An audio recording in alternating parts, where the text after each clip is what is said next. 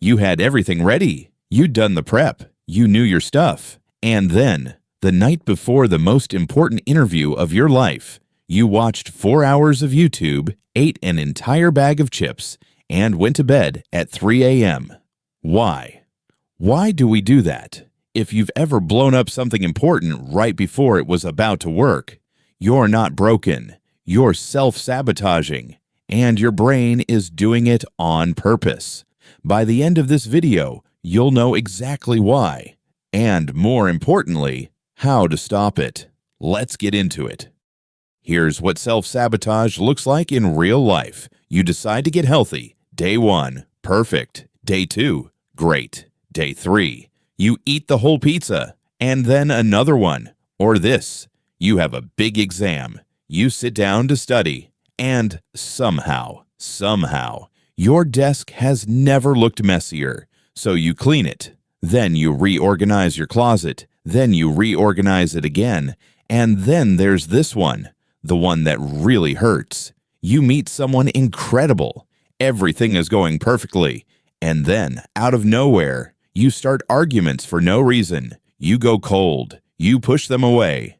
And they leave. Sound familiar? This is not bad luck. This is your brain running a very specific program. And once you understand the program, you can rewrite it. So, why does the brain do this? First reason, your brain is afraid of success. I know, that makes no sense. Why would anyone be afraid of success? Here's why. Success means change, and change, even good change, is a threat to your brain. Think about it. If you get the job, now you have to keep the job. Now people expect things from you. Now you can fail from a much higher place. Your brain does a calculation, and it goes like this. If I stay where I am, I already know how to survive here. If I go somewhere new, I don't know what happens. And your brain, whose entire job is to keep you alive, picks the known risk over the unknown reward. Every single time, staying small feels safe, even when it's slowly destroying you. Second reason, your identity doesn't match your goal. Psychologists call this self-concept theory. The idea is simple. You will always act in ways that are consistent with how you see yourself. So if somewhere deep down, maybe from something that happened when you were a kid, maybe from a parent, a teacher, an ex, you absorbed the belief that you are not someone who succeeds, your subconscious will make sure you don't. Not out of cruelty, out of consistency. You can want success with every conscious thought you have, but if your identity says otherwise, your behavior will follow the identity every single time. This is why motivation alone never works long term. You can't want your way out of a belief you don't even know you have.